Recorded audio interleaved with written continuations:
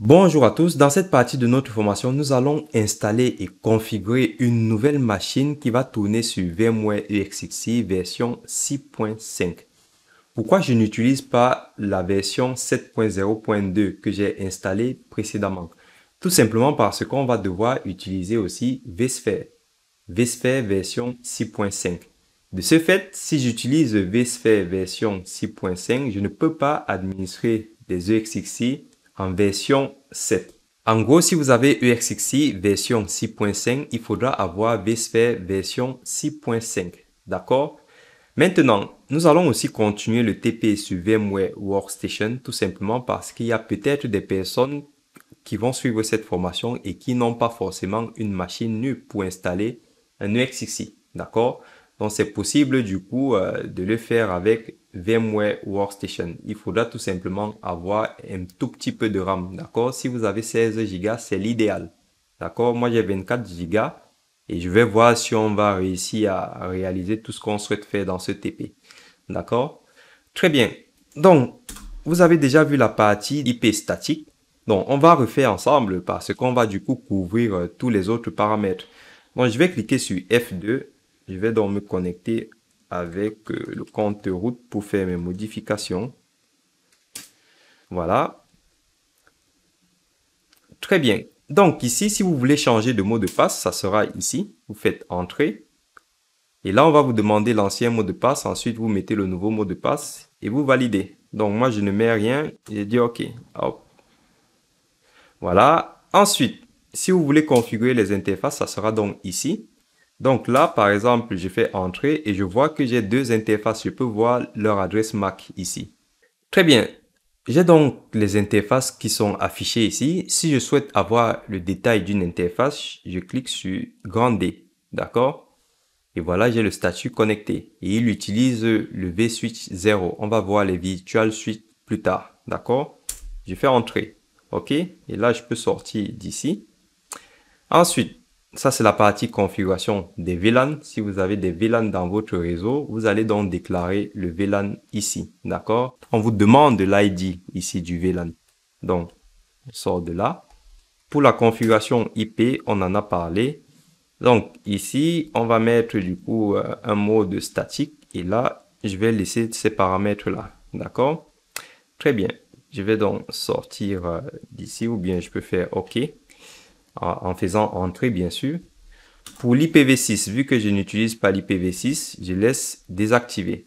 D'accord? Et je sors. Ensuite, configuration du DNS. Voilà, les serveurs DNS. Et ici, ça c'est le hostname de la machine, le nom de la machine. Je vais par exemple l'appeler ESXi, on va dire 1. D'accord? Et là, je fais entrer. Et là, vous pouvez mettre des suffixes. Par exemple, pour cette machine, je peux dire, on va dire ESXi 1.local ou .lan. D'accord? Et là, je fais entrer. OK. Je peux sortir d'ici en faisant échappe. Je dis yes. D'accord? Et là, vous avez d'autres paramètres. Par exemple, ici, comme je disais, on peut redémarrer du coup, on va dire le réseau. D'accord? C'est un peu comme si on faisait un release renew. Ça veut dire que si vous avez par exemple votre réseau qui ne marche plus, vous ne savez pas quoi faire, vous venez, vous faites un restart ici. D'accord? Il va redémarrer les interfaces, il va rafraîchir les interfaces, il va redemander une adresse IP s'il y a un serveur DHCP et il va donc recevoir une adresse IP. Quand je dis il, ça sera du coup le XXI. Hein. Et du coup, je peux faire ici des tests réseau. Par exemple, je veux pinguer une adresse. D'accord? Je mets les adresses que je souhaite pinguer. Et là, je lance mon ping. Et vous voyez, OK, OK. Ça veut dire que, alors, si le DNS répond, alors pourquoi ce DNS ne répond pas? Que j'ai un serveur DNS qui ne répond pas. Bon, ça, c'est pas grave. Ce sont les serveurs DNS de mon fournisseur d'accès. Donc, il a un qui ne répond pas. En gros, ça marche bien. OK. Et ici, c'est pour restaurer les paramètres réseau. D'accord? Donc là, on ne touche à rien. Mais si vous voulez faire votre restauration des paramètres réseau, ça sera ici. Donc, je vous avais dit que ça, c'est pour la langue du clavier. D'accord? Moi, je suis en français. Ça, c'est intéressant parce que ici, on va pouvoir activer, par exemple, le shell. le désactiver. Vous allez voir le shell plus tard lorsqu'on va se connecter sur l'interface d'administration en mode web, d'accord? Et ici, pensez bien à activer SSH ici, d'accord? Sinon, vous le désactivez ici, ok? Ensuite, vous avez d'autres paramètres comme par exemple le délai de disponibilité du shell. Par défaut, c'est à 0. Et vous avez aussi le délai d'inactivité du shell. Donc, par défaut, c'est à 0. Ça veut dire qu'ici, si vous voulez renforcer la sécurité, par exemple pour le délai d'inactivité, si vous êtes connecté au shell et que voilà, vous avez fini votre tâche, au lieu de fermer votre shell, vous ne faites rien, vous le laissez comme ça. On va dire que voilà, le shell sera ouvert. Donc d'autres personnes peuvent venir se connecter à ce shell-là.